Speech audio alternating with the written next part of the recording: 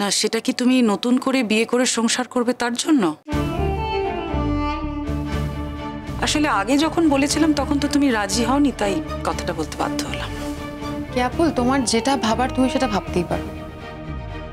তুমি চাইলে তোমার মা বাবার কাছেও রাখতে পারো, তবে আমরা তো চাইবই না যে আমাদের বাড়ির ছেলে আমাদের বাড়িতেই থাক। আমরা তো সামলাচ্ছি, এতদিন তো সামলেই এসেছি, এবার আপনারা নিন, আপনারা সামলান। অবশ্য আপনাদের তো গায়ে লাগবে না, কারণ ওর এই শিক্ষা দীক্ষাগুলোকে নিয়ে তো আপনারা মাথায় ঘামাবেন না। কেন? আমাদের বাড়ির ছেলেরা কি কোনো শিক্ষা পায়নি, নাকি জীবনে কিছু করেনি তারা যে তুমি এইসব কথা বলছো? কিছু মনে করবেন না বৌদি, আমি নিরন্তর দেখছি ওরা আপনাকে অপমান করছে। আমি বাড়িতে দেখেছি তো, আমার খুব খারাপ লাগছে। তবে আমি একটা কথা বলবো, ওকে মাঝে মাঝে আমাদের বাড়িতে পাঠাবেন, কারণ দাদানের সঙ্গে না আমার বড্ড ভাব হয়ে গেছে। শুধু একটাই বিবেচনার, ওরা বলছে তো যে ওরা আপনাদের কাছে দিয়ে দিতে চাইছে, কিন্তু শরীরের যে অবস্থা এখন তো আপনারা নিতে পারবেন না। আচ্ছা কেয়া, তুমি আমাকে একটা কথা বলো তো, এই যে রেশমি রেশমি করছে, রেশমির কাছে যাব রেশমির কাছে যাব, এটা তো ঘোরের মধ্যে করছে, কিন্তু জ্বর তো কমছে না। যে ডাক্তারকে আমরা দেখিয়েছি তিনি বলছেন বাচ্চাটা নাকি মেন্টাল সাইকোলজিক্যাল ট্রমায় রয়েছে, ওর মধ্যে নাকি একটা সেপারেশন অ্যাংজাইটি কাজ করছে। আচ্ছা, সেটা কি রেশমির সঙ্গ ছাড়িয়ে নেওয়া হয়েছে বলেই করছে? হ্যাঁ, আমারও মনে হচ্ছে রেশমির এখানে আসা উচিত। রেশমি এখানে এসে দাঁড়ালে নিশ্চয়ই ববলু ভালো হয়ে যাবে। অবশ্য রেশমির মা যদি ওকে ছাড়ে। ওর মা আবার ছাড়বে না? ওর মা তো এখানে গুজে দেওয়ার জন্য 4 পা এগিয়েই রয়েছে। কেন এগিয়ে যাবে? কিসের টাকা তোমাদের কাছে ওর বাচ্চাকে দেওয়া? আশ্চর্য। এই তো তোমরা অনুযায়ী টাকা পয়সা নিয়ে কত কথা বলছিলে, সে সমস্ত টাকা পয়সা তো শিরিন বুঝে নিয়েছে। শিরিন, এ ব্যাপারে আমি একটা কথা বলতে চাই। এসব ব্যাপারে আমি আগে কখনো মাথা ঘামাইনি, কিন্তু এখন বলতে বাধ্য হচ্ছি। তুমি তোমার মতন জীবন কাটাতেই পারো, অনুজের টাকা পয়সা আমাদের কোনো প্রয়োজন নেই। অনুজের প্রপার্টি, টাকা পয়সা এসব ওর ছেলের প্রাপ্য।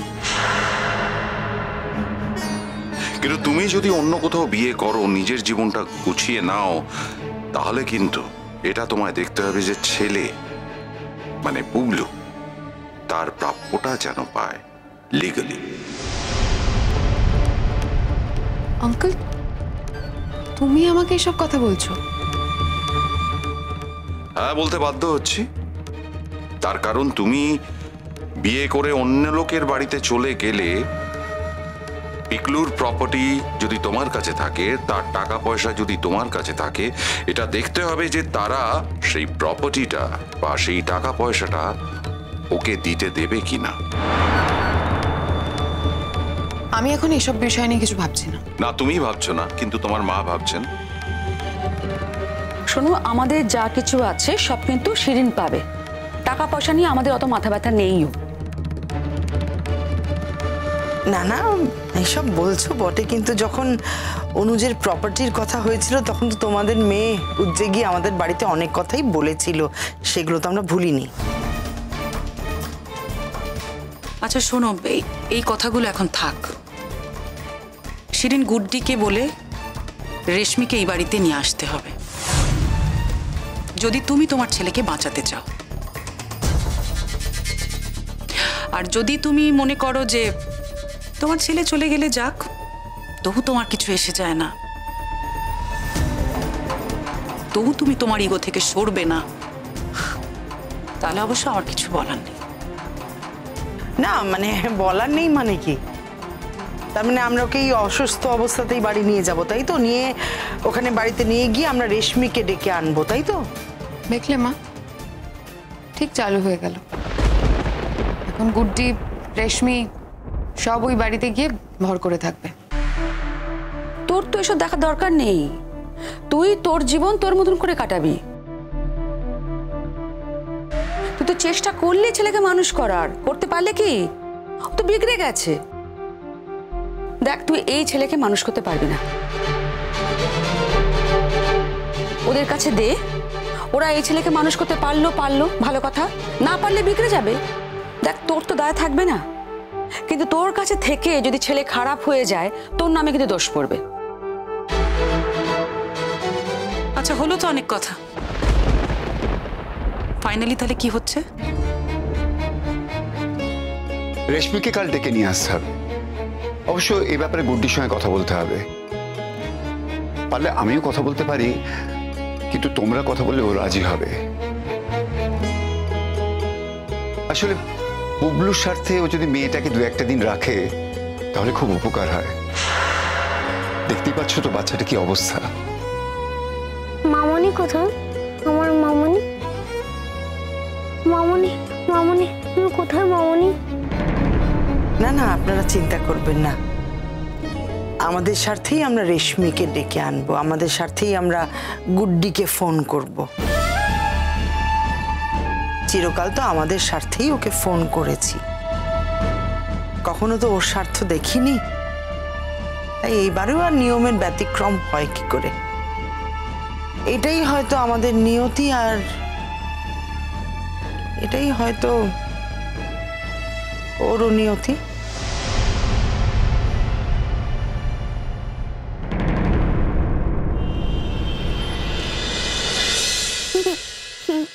দেখি দেখি দেখি রেডিও, আবার ফোন, খালি সারাক্ষণ ফোন দেখে তো। দেখি দাও, ওঠো ওঠো ওঠো, রেডি হতে হবে, ওঠো ওঠে। 1 মিনিট দাঁড়ো। হ্যাঁ ছোট মা বলো। পুবলুটার খুব শরীর খারাপ রে, কালকে ওকে এখানে নিয়ে আসবো ভেবেও নিয়ে আসতে পারলাম না। একটু বাড়াবাড়ি রকমেরই। আমি কি করতে পারি এক্ষেত্রে আমাকে বলো? ভালো ডক্টর দেখাতে বলো, আর নিশ্চয়ই ওর মা ভালো ডক্টর দেখাচ্ছে, সমস্ত রকমভাবে ওর টেক কেয়ার করছে। হ্যাঁ, ভালো ডাক্তার দেখাচ্ছে, কিন্তু দেখ আমিও তো গিয়ে দেখে এলাম, কাজের কাজ তো কিছু হচ্ছে না। একটা মানসিক শক পেয়েছে, বুঝলি না? আর সারাক্ষণ ঘোরের মধ্যে শুধু রেশমির কথা বলছে। রেশমির কথা বলছে? কার ফোন মাম্মা? একটু দাঁড়াও রেশমি, ও বাড়ি থেকে ছোট দিদি ফোন করেছে, একটু কথা বলে নি। হ্যাঁ বল। শোন না গুড্ডি, তোকে একটা রিকোয়েস্ট করছি, তুই রেশমিকে একবার পাঠাতে পারিস? কোথায় পাঠাবো? আপাতত ওই বাড়িতেই পাঠা, তারপর আমরা এই বাড়িতে পুবলুকে যখন নিয়ে আসবো তখন না হয় এখানে এসে রেশমি কটা দিন থাকবে। বুঝতেই তো পারছিস, রেশমির সঙ্গে তোর একটা বন্ধুত্ব ছিল। দেখ, যে কোনো কারণেই হোক, আমার মনে হয় একটা সেপারেশন অ্যাংজাইটি থেকে হয়তো এই মানসিক কষ্টটা পাচ্ছে। এটা একটা মেন্টাল ট্রমা গুড্ডি। দেখ, আমি বলছি রেশমি না এলে কিন্তু পুরোপুরি সুস্থ হবে না। হ্যাঁ, ওষুধে হয়তো জ্বর কমছে, একটা সময় পর জ্বর কমেও যাবে, কিন্তু আমি খুব ডেসপারেট হয়ে তোকে কথাটা বলছি, মানসিকভাবে কিন্তু পুবলু পুরোপুরি সুস্থ হবে না গুড্ডি। এই রিকোয়েস্টটা তুমি আমাকে করো না ছোট মা, আমার পক্ষে তোমার এই রিকোয়েস্টটা রাখা সম্ভব নয়। কি বলছিস তুই এটা? মানে পুবলুর শরীর খারাপ জেনেও তুই কি করে বলছিস গুড্ডি? আমি কথাটা বলতে বাধ্য হচ্ছি। দেখো, আমি নতুন করে আমার জীবনে আর কোনো অশান্তি চাই না ছোট মা। ওগুলো একদিন রেশমিকে ভুলে যাবে, প্রত্যেকটা বাচ্চাই যেরকম ভাবে ভুলে যায়, আর যখন দেখবে আর কোনো উপায় নেই তখন ভুলতে বাধ্য হবে। আর আমি ভাবছি রেশমিকেও স্কুল চেঞ্জ করে দেবো। না না, আমি ওই স্কুল কিছুতেই চেঞ্জ করব না। পুবলু যে স্কুলে পড়বে আমি সেই স্কুলেই পড়বো।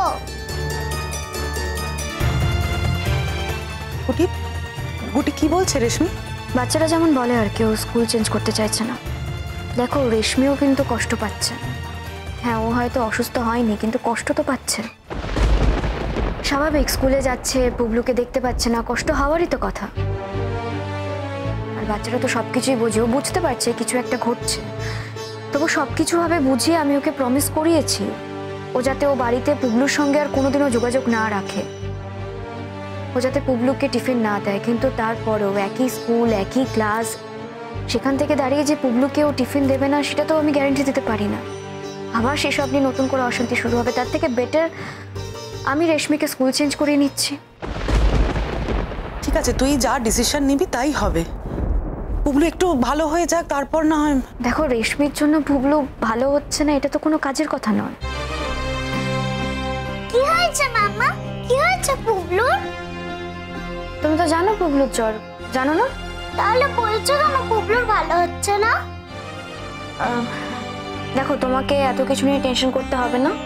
পুবলু ওষুধ খাচ্ছে, ও ভালো হয়ে যাবে। যাও গিয়ে বসো। আমাকে দাও, আমি কথা বলি ছোট দিদির সাথে। বলছি তো, কথা বলার কোনো দরকার নেই, আমি কথা বলছি তো। যাও গিয়ে বসো। আমি কিন্তু অন্য স্কুলে পড়বো না মাম্মা, এখন থেকেই বলে দিচ্ছি। আমার কিন্তু যেদিকে দু চোখ যায় আমি চলে যাব। তুমি কিন্তু আমাকে তখন খুঁজেই পাবে না, জানো তো? আচ্ছা রেশমি, আমরা এই বিষয়গুলো নিয়ে পরে কথা বলি। বলছি তো, পরে কথা বলছি। তুমি না এখানে চুপ করে দাঁড়াও, নয় চুপ করে গিয়ে বসো, আমাকে কথা বলতে দাও।